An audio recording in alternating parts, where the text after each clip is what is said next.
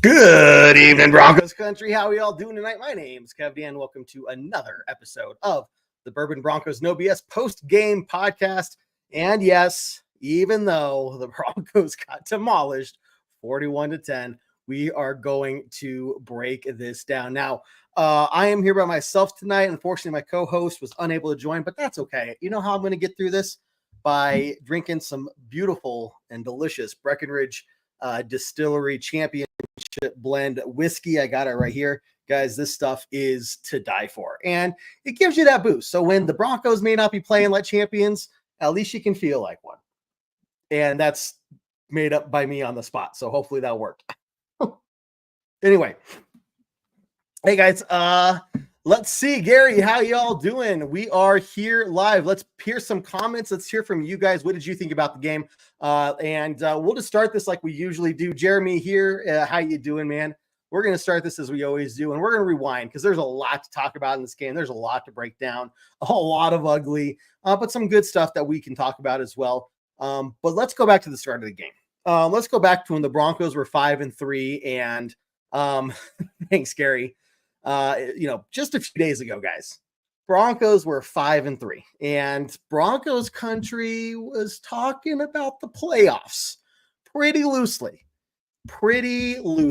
And I think rightfully so to a certain degree in terms of like maybe hopefulness, but not so much as expectation setting. But what seems to have happened in that last week, Broncos fans, I don't want to say they got too cocky. I think it just, for the first time, we've seen some real sustained success here in Denver.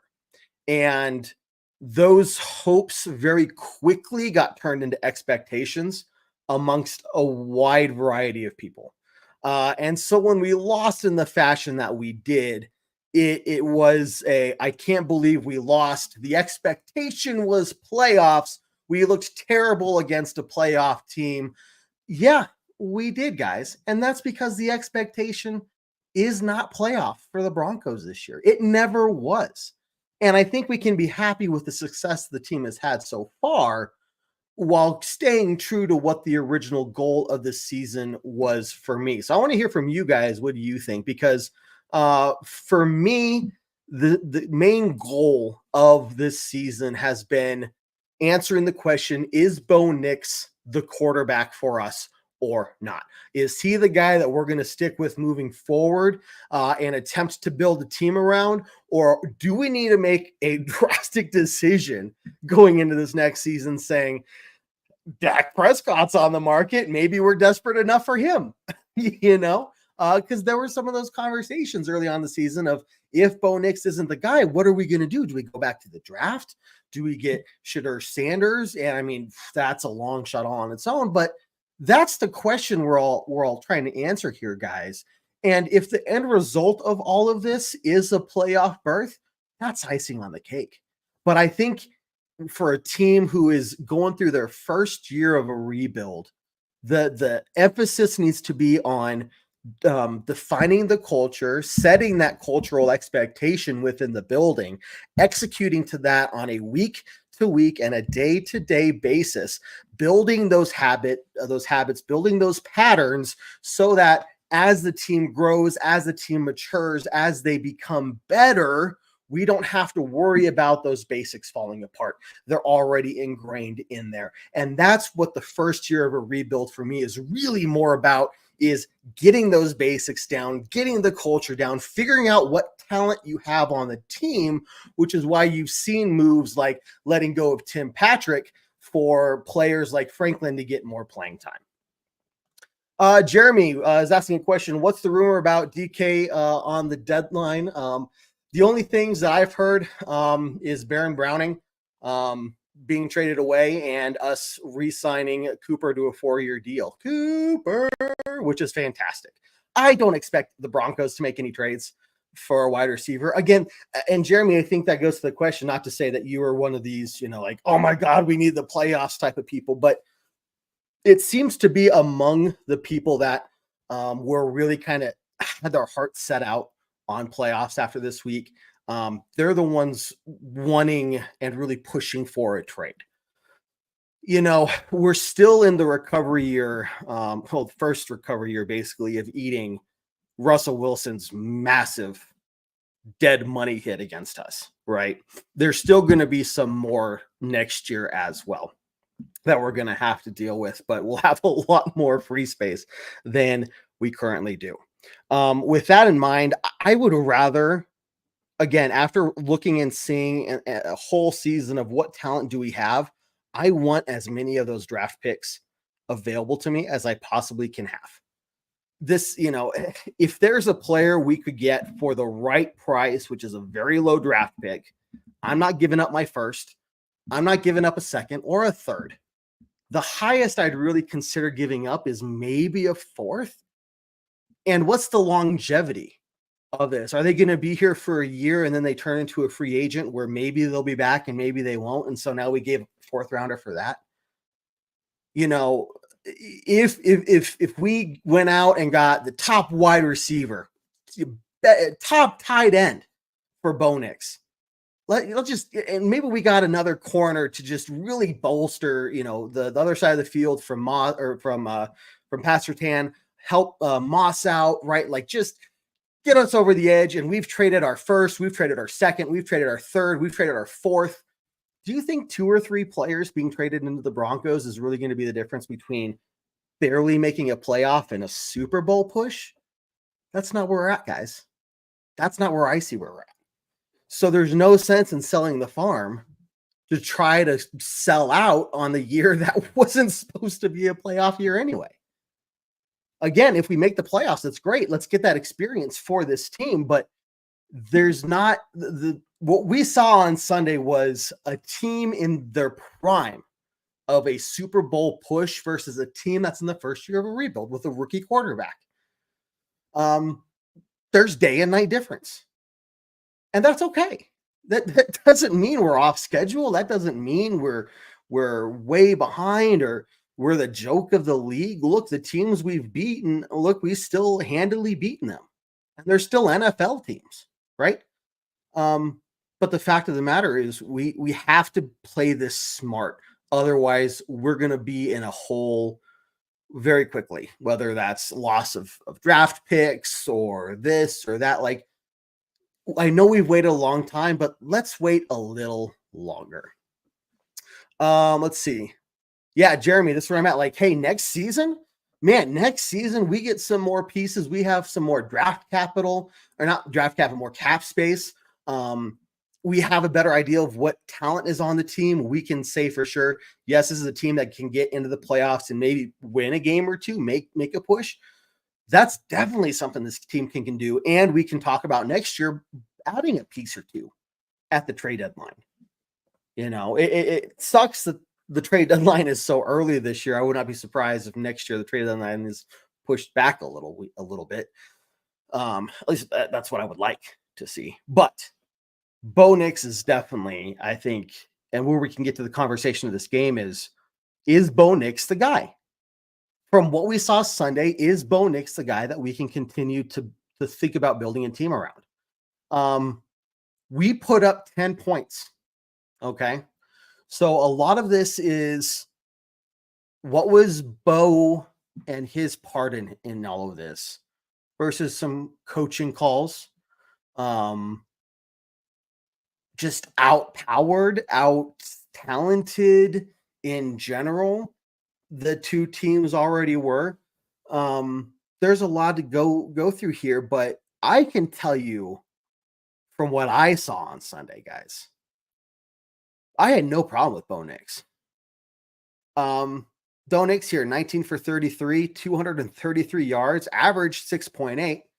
Yeah, we know in the second half he was throwing a whole lot more because we were behind, but not terrible. And he had the one. I mean, Cortland Sutton, his quarterback play there, throwing the ball to Bo Nix. Bo Nix catching that thing like he's a wide receiver. It's like Cortland Sutton was training Bo Nix on how to go up for those 50-50 balls and come down with them. I mean, that was great. That's an athlete, man. That's a leader. That's a guy that's going to go out there and do everything he can to win. So, Bo Nix, I think, was the highlight of the team, at least offensively. Because then you look at the running game. What running game?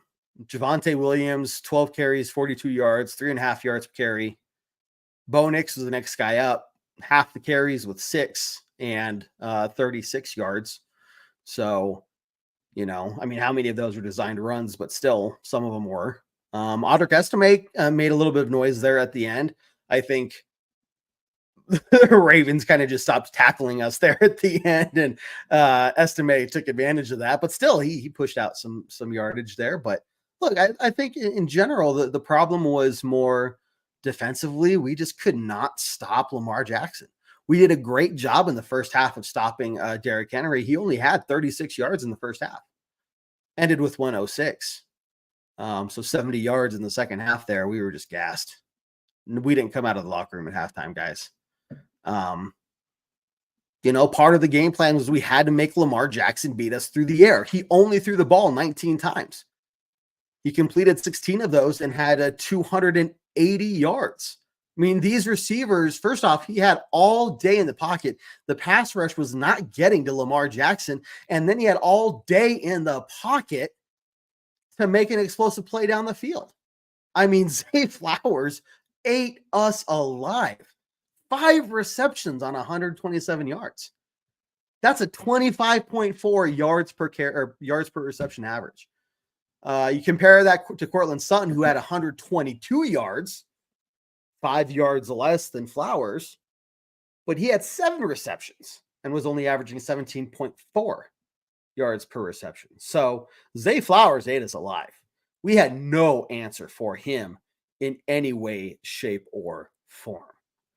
Let's get to some of these comments, guys. Gary would trade for a Team Puffball hat. Trade Team Puffball for a decent pick. I would also trade Team Puffball for a decent pick. So, Victor, how you doing, man? Glad to see you up in here if I didn't say hi already. I think Bo's going to believe in himself. I think he already does. I think he sees. I think you're seeing him calm down in the pocket, guys. You're seeing him read the field. And if you watch his head, if you watch his eyes, I mean, he'll drop back looking straight ahead like you're supposed to. And then when he gets to his 5-step drop or whatever, then he'll move his eyes to his first read. That's not there. Then he goes for his check down. If it's not there, he's looking for the out, whether that's, just dirting it or making a run for it, whatever the case is. But his eyes are snapping to where the reads should be. It's very crisp. It's very clean. There's still, I think, some footwork stuff. I'm not a quarterback coach. I'm just getting nitpicky at this point because Bo Nix is looking more and more like a tenured quarterback. He's improving every week, guys, and it's phenomenal to see. So I think, Gary, you're starting to see Bo Nix really believe in himself as well. And that connection between him and Sutton, I want to talk about that tonight because that connection between Sutton and Bo Nix is amazing. Anthony, how you doing tonight, man? Let's see. Victor says, are we going to trade Courtland and get something knowing he won't be here next year? Who says he won't be here next year? What would we get from him? I don't think we would get anything more than a third. And then what? We're left with Troy Franklin on the team. We already got rid of Tim Patrick. Now, if we still had Tim Patrick and Courtland Sutton, maybe. But we got rid of Jerry Jeudy. We got rid of Tim Patrick. We can't get rid of Courtland too. Courtland's the most senior guy on the team, basically. At least one of them. You can't get rid of Court. Court is Bo's anchor right now. In all honesty.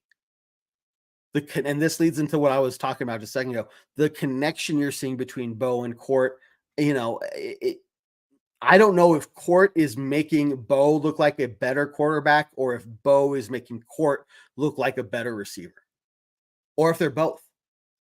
But they're very much on the same page. And it's getting better every week. And these are two guys that once they really solidify that chemistry between them.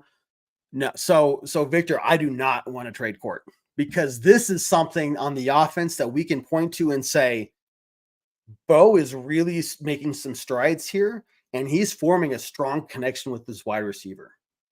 You know, if we were sitting here and we were if we were like the Panthers, if we were 1-9 right now, basically, okay, fine. Maybe we sell off the farm because maybe Bo's not the answer, and we already know that. And at this point, why not sell off everybody, including the kitchen staff? But that's not the case here. So that's my argument, Victor, is why I don't think we should trade Courtland. We want to get the value that we see him as and the value that he's currently imparting onto this offense. Because without him, our offense is dead. Guys, Courtland Sutton was the lead receiver with 7 yards and 122 yards. Javonte Williams was the next leading receiver with 2 receptions and 42 yards. Troy Franklin only had 1 catch for 19 yards on 4 targets. You get rid of Courtland Sutton, you get rid of 80% of the Broncos offensive production. 80% gone. You're talking about drops. Might as well go turn on the faucet in the middle of the night. Let it drip as loud as you can make it so you hear it in the bedroom. And that's what we'd be experiencing if we got rid of Courtland Sutton, is another Troy Franklin drop, another little Jordan Humphrey drop. I mean, maybe we finally get Devon Vele some more playing time. This guy is clutch. 2 targets out of the 3 targets, 2 receptions, but he's just always catching them, man. Like, why are we not getting him the ball more? Adam Troutman had a much bigger role last week, and today it was only 1 reception for 4 yards. So you can't get rid of Courtland Sutton, man. There's just no way. Jeremy beat the Chiefs, and I am getting a quick score update here. I know for anybody who's listening to this when we're not live, first off, thank you for listening to the podcast. But we do currently see near the end of the third, Buccaneers are up 17-10 on the Chiefs. Now there is still plenty of time for the Chiefs and the refs to win this game and beat out the Buccaneers. And that's what I'm expecting, is the refs to have a very solid last ditch effort, but we will see. Let's see. Thanks, Victor. Appreciate it. I have a good point every now and then. Don't tell my wife, though. She wouldn't believe you. We want Franklin to not be a Judy. Judy's problem was more attitude, is I think the nicest way I can say it. I think attitude. I think he's just a little bit more, too much of a diva, considering the lack of anything he's really ever done for the team.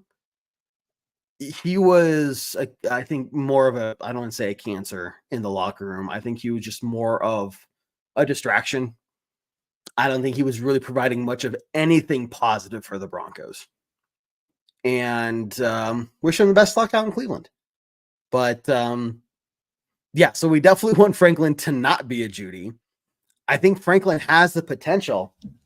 But yeah, Franklin has no reason to be a diva. And if he ever starts acting that way, I mean, I don't know what to tell him. Like, he hasn't done crap on the field to impress me yet. Every time he makes a good catch, it's like, yeah, but he had like 2 drops before that killed us. You know, so it's like, great, you made 1 out of 3, but like that's crap, you know. So Andrew, we need Reynolds back. Yeah, Reynolds is interesting in that he's good for like a couple catches a game.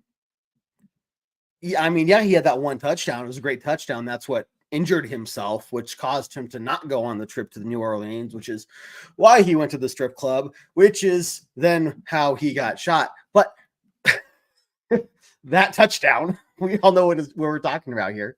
But yeah, we need him back. I think there's some veteran presence there that he brings. I just don't know if there's much of a connection between him and Bo right now. You don't see more than 2 or 3, maybe 4 targets his way, but I haven't seen any like real production out of Reynolds yet. But who knows? Maybe he has a bigger impact in terms of the leadership and everything than I'm aware of. The refs. Hey, I'm just saying, I calls it as I sees it. Okay. The Chiefs tend to get saved quite frequently from either a call or a no call, whichever benefits them the best in a situation where that is a close game that could turn the game in the Chiefs' favor. Anyway, this isn't a Chiefs podcast. So here we are, guys. We went on and on about Bo. And I could spend more time on Bo. But there's the rest of the team. This game, I think in general, I know I was really looking for a group effort, a real team coming together and at least hanging with and keeping up with the Ravens. Right. And we kind of saw that through the first half, but I don't know what happened in the second half because they just didn't come out of the locker room, guys. The Broncos were just nowhere to be seen. And I don't know if the defense was just worn out because they had been out there so often. We could definitely break down these fourth down calls, and I think that'd be a pretty good idea, actually, because there were a lot of them. And I'm not sure if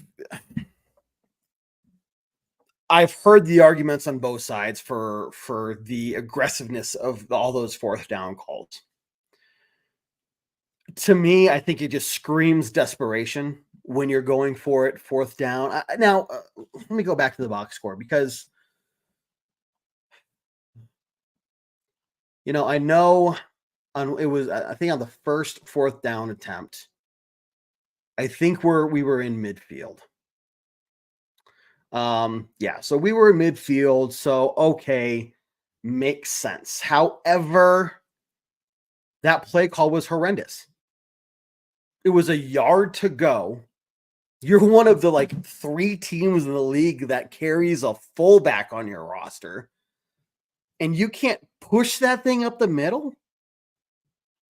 Now, we did see on the goal line later on that the Ravens defensive line was definitely getting the upper hand, which is what led to that fourth down call for the Cortland Sutton pass to Bo Nix in the end zone, which was fantastic. Don't get me wrong, because it worked. Otherwise, we'd be sitting here screaming like, "Oh, why did you do that?" Right? But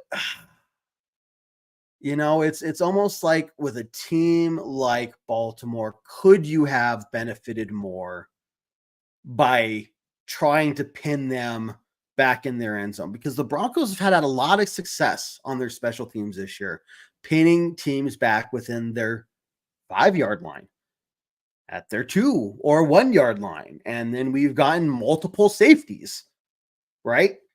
So, and then when you're forcing a team to constantly go 99 yards down the field, 90 yards down the field to score, that eats at them. Okay. But there were just a lot of things, like the defense just felt like they fell apart. So normally when I'm sitting here saying you can rely on the defense to hold up their end of the bargain, they just weren't able to do it this week. And maybe it was a good wake-up call for the whole team, to be honest with you. Yeah, Sean, here's a good point. Are they mad at Mims or something? Why do they think Franklin is better already? I don't get it. Why limit his snaps so much? So here is the thing. It's the same thing with Devon Bailey. Why are these guys not getting more snaps when we've seen from Franklin that he's probably just not ready yet? And to me, just talking to the other guys as well on the show, it seems like the most logical reason for this is Troy Franklin is Sean Payton's guy. Sean Payton made the push. We traded up to get Troy Franklin. A lot of people were saying that could have been the steal of the draft. Or the best move of the draft or whatever. It hasn't turned out that way in any way, shape, or form. But I think there's an extra pressure on Sean Payton there to say, hey, we traded up for you. We saw this extra potential in you. Why are you not performing? Why are you not there? We kind of know what we have from Mims. I think we know what we have in Vele, which is better than what we're seeing because we're just not getting him the ball very often. So I think this is some maybe first year rebuilding tactics. The emphasis is 90% on winning, but you have to test out some things. You have to test out the equipment. Okay. You have to test out the talent to see what you have. If we were throwing to Mims and Vele and Cortland Sutton all game, that's great, but we don't know what we have in this guy we traded up for.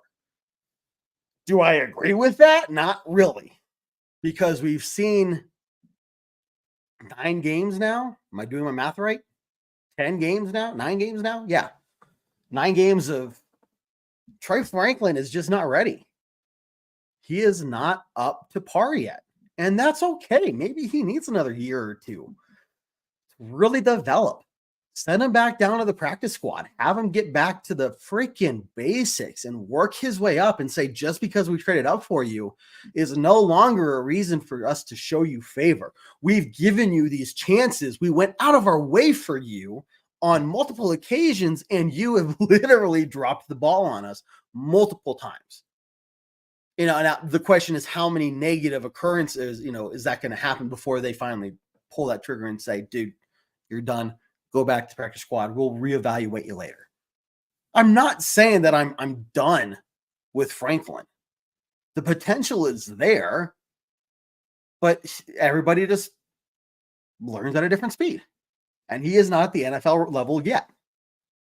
So at what point do you say, dude, we've given you every chance. We've got to give some other guys some looks right now to continue to evaluate the other talent we have on the team. We'll come back to you next time if there is a next time, but you had your opportunity and it's gone. You made nothing of your opportunity.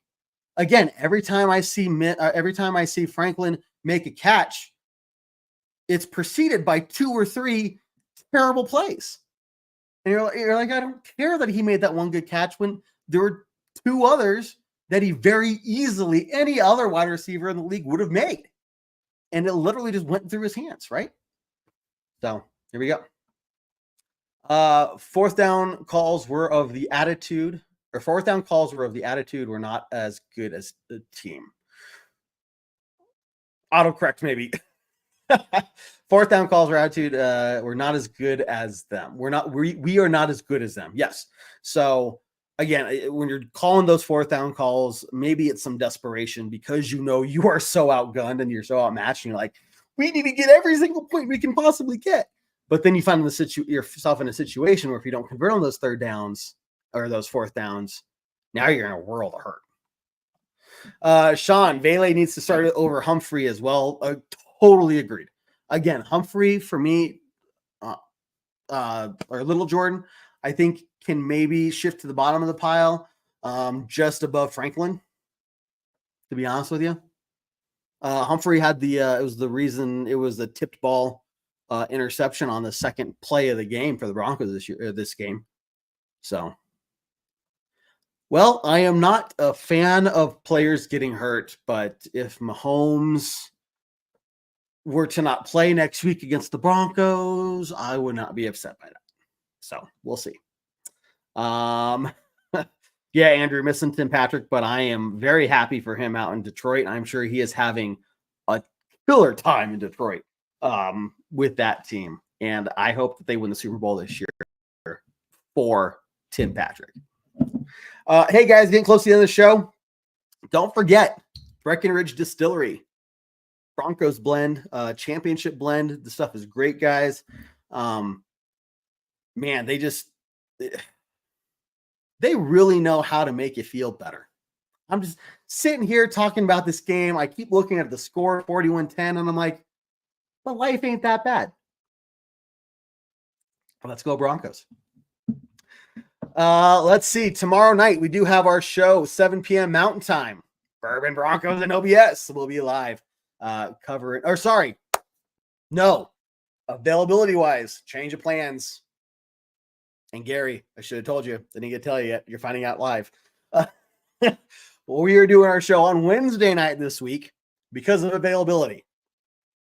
So make sure you vote tomorrow. Whatever, no politics here. Go vote and get ready for Wednesday night where we will be doing Bourbon Broncos and NO B.S. at 7 p.m. Mountain Time. Otherwise, it is Tuesday nights.